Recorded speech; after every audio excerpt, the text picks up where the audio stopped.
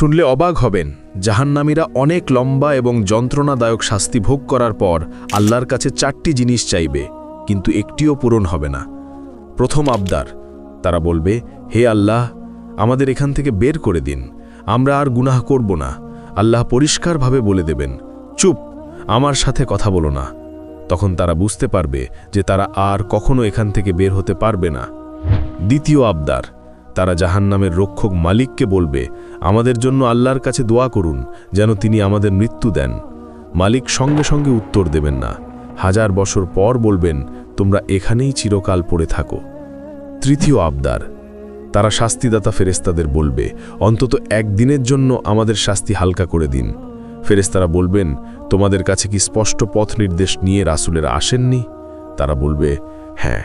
ফেরেশতারা তখন বলবেন, তাহলে এখন নিজেরাই প্রার্থনা করো। চতুর্থ আবদার, তারা জান্নাতীদের ডেকে বলবে, ভাই একটু পানি দাও অথবা জান্নাতের কিছু খাবার দাও। জান্নাতীরা বলবে, আল্লাহ এই সব কাফেরদের জন্য হারাম করেছেন। সবশেষে আল্লাহ বলবেন, আজ আমি তোমাদের ভুলে যাব, যেমন তোমরা আমাকে ভুলে গিয়েছিলে। এই সব শুনে এখন থেকেই সঠিক পথ ধরো, কারণ মৃত্যুর পর আর কোনো প্রত্যাবর্তন বা দ্বিতীয় সুযোগ নেই।